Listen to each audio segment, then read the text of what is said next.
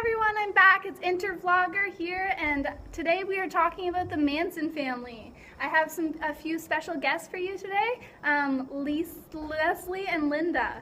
Woo!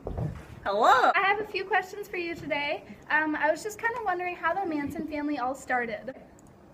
So it all started basically with Charles Manson, which I'm sure you've heard about him. That's where the name originated from. But basically it started when Charles was very young, like 13 or 13, so. Yeah. So basically his mother didn't take care of him very well. And so basically he became very behavioral and like kind of became a rebel kind of deal. Yeah. So his mom couldn't take care of him and basically tried sending him to foster homes. There was no homes available. There was no room for him in there. Oh no. Yeah, so they tried sending him to boarding schools, but he always ran away and stuff. So it got to the point where she sent him to a boys' boarding school, and he ran away with 3 other boys the day after he was sent in 1951, but his mom rejected him and wouldn't take him. So that happened in 51, and then in about 54, he married a woman named Rosalie Willis, and we don't really talk about her. Yeah, we don't talk about her. I see. But from there, he was always committing crimes and doing things he shouldn't be doing, like stealing cars. From my knowledge, I heard that the Beatles were a big part of the beginning of your group. So I just want to hear about that. Yeah, so jam. Yeah, we listened to that a lot. Charles was really, when he first heard them, he kind of thought that, like, he read more into the lyrics than someone else normally would. Like, he predicted certain things about it. And a lot of his beliefs were, like, based off lyrics from the Beatles, so he always portrayed meanings from there. Yeah, and he portrayed them into the household, and, like, he taught us certain things based on the lyrics. So, for example, there's one song called Helter Skelter that he thought apocalypse would, like, he based it off an apocalypse. So he thought the apocalypse was going to happen, and as well as, like, a race war against the blacks. Yep. There was a big one. Yeah, there was this one song about a bird, and it was about it flying away and, like, becoming over everybody, and he thought that's what the black people were going to do. He thought that they were going to come up and fly and, like, be more powerful than all of us, like, rise above us, and he wanted to make everyone aware of that. Also, like, he named our community that we lived in the Yellow Submarine after the Beatles. Yeah, they're very influential. Yeah. Interesting. Another thing is we wanted to do our own album, especially Charles. He really wanted to make our own album of the songs and how he portrayed the lyrics and really show the world and, like, through his eyes. Yeah. And through his music. He's very musically talented. So I was just wondering how you practiced your central beliefs in your cult.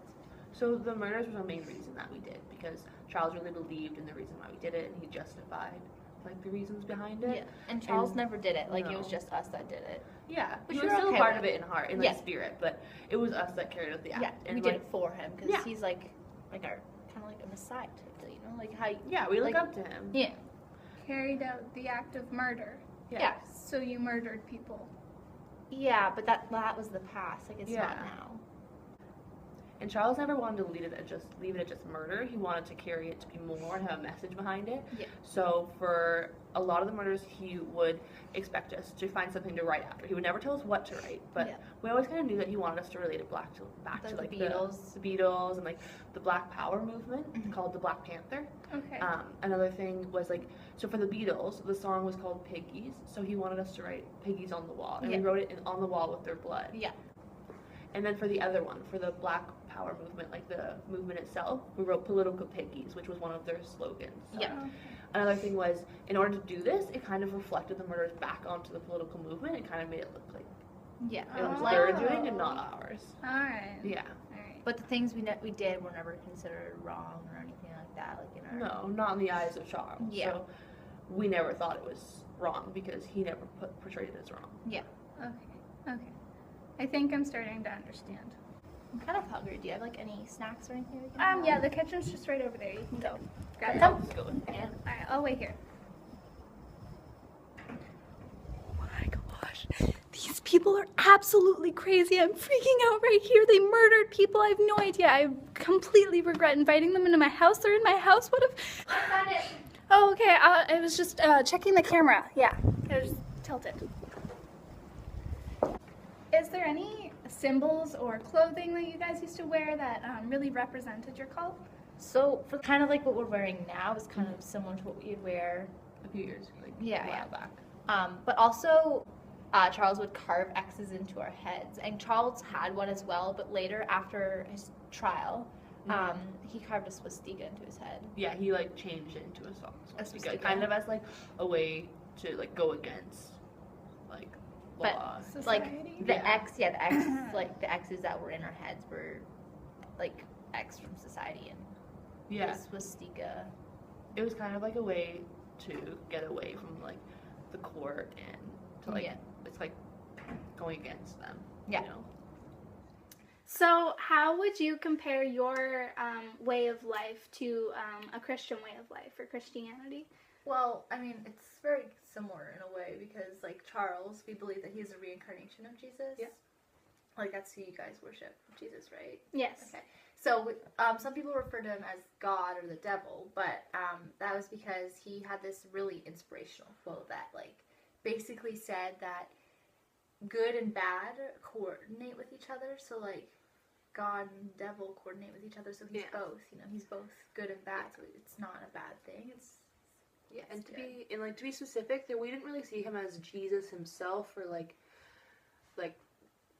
in that way. It was kind of just like the way he spoke. It was in the way like Jesus talked to like his disciples and how it was like how we were his disciples and he was talking to us. I see. So, in terms of being God or the devil, did you see him as more one than the other? Did you see him as more of a God rather than a devil, or vice versa? Being the devil wasn't really considered, like, it isn't bad in a way that he was represented. Like, I refer to him, like, we see him as Charles. I mean, some people would refer to him as, that's God, that's the devil, that's Jesus. But, like, me personally, I saw him as Charles, but he just held inside of him, like, qualities of God, qualities of Jesus. Yeah, like half and half. So it's kind of equal. Yeah, he's like half and half. I see. So he's both. Yeah. So thank you for coming. I really enjoyed having you today. I know it must have been hard to take a leave from jail temporarily to come talk to me, but I certainly learned a lot. I'm glad you were able to make it. Yeah. Yeah. So just to let you guys know, like, comment, subscribe. So you guys are leaving, right? Yeah.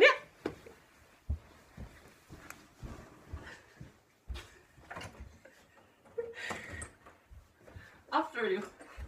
Bye. Bye. Oh, so glad that's over. Oh my gosh, that was. They could have murdered me.